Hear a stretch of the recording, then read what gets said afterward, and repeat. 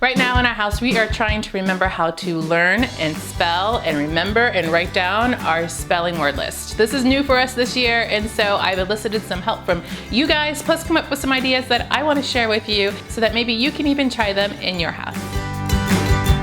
Hey you guys, it's Christina from the Purple Alphabet, and we are talking all about spelling. Now I need to take you back down memory lane because spelling for me when I was a little girl, oh my goodness, was horrible. I mean, my parents would literally make me write every single word down 100 times and I still wouldn't remember it.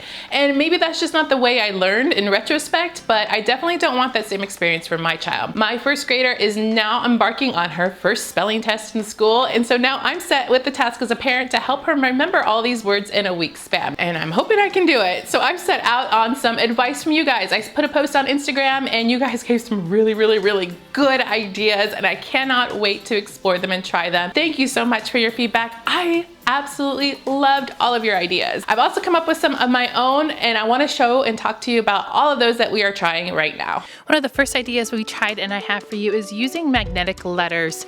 I have this set. I got it from Target dollar section, the letters themselves. They came one full set of letters, and I bought a couple of different sets to go with it. And then this case, because everyone always asks, came from Walmart, I believe, and I just put them in there. The thing about these is they're only uppercase. If you want like a true set, definitely look into my Amazon store. Well, I'll have a couple of examples of magnetic alphabet letter sets that you can get. So you also need a magnetic board. I have this dry erase board. I think this came from either Daiso or Dollar Tree, but you can find them pretty much anywhere. And then we'll take this spelling words, all of the spelling words actually at first, and then we'll have her find the letters in the alphabet box and to put them on the dry erase board. I like this activity because it's very tactile, so it's working different parts of the brain, and then she's also having to find the letters, put the letters together in the correct order, doing a matchup, and kind of that repetition. And she'll do this for the whole spelling list. After they become familiar with the spelling word, you can take away the actual word so there's no more visual there, and then to do an audible call out of the word and say spell green, and then she can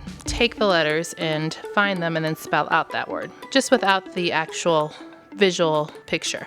Another idea I like is missing letters. So for instance, you could start off either using the magnetic letters themselves and place them on the board for your child, or you can just write them with a dry erase pen and you just leave out a letter for them to fill in. And you can do several of these at one time and then have them go in and fill out the letter, or you can have several letters out at one time for them to go and fill in either with the magnets or to write them in. This one's probably the more advanced one, so if you have a child that's good at that type of more advanced skill levels, then they would probably like this one. For those difficult letters that they can't seem to get right every single time in the spelling list, try putting out two versions of that word. So here is bat and here is bit, and you can ask which one says bit, and they can find the right one. You can start with something simple as 2 words or do multiple words on one page, and you can also do this on a piece of paper and just write them out. You don't necessarily need to have the magnetic letters. Something that I showed on my Instagram that actually was the reason why we're doing this whole entire video, or these alphabet stamps. These are Build-A-Word letter stamps from Lakeshore Learning. I'm not quite sure if they still have them, but they're kind of unique in that they're an alphabet stamp, but they pop off and you can build words by placing the stamps together. So for example, if I was spelling bed, I would find the B,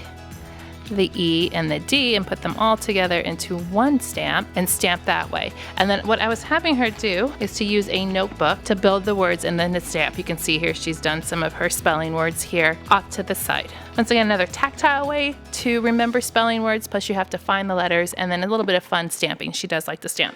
This is an older busy bag that I've had for quite some time, and I use it just for letter matching, but it kind of has a great purpose to it too, particularly for those words that aren't sticking. These are pre-made cards, but you can certainly make your own on a note card, especially for those words that are hard to remember. And then these are clothespins, and on the clothespins, if you look here, they have letters, so it's a letter matchup. So they would find the correct letter on the clothespin and match it up to the card on the word and have them all right there in a row. Something else that could be fun right now are these little light up boxes. You're kind of seeing these pop around everywhere. They're pretty popular, but it's just another fun way to actually physically spell out the words. So these boxes, they have a little light inside. And when you turn it on, kind of glows. So it's kind of fun. You can do some spelling words on it this way. I did have the purple alphabet on her earlier, but the kids got to it. But you can do spelling words and put them out on a kind of alphabet light box like this. Here is a spelling Scramble word tray. I'm using the magnetic letters. You can use letter tiles. You could use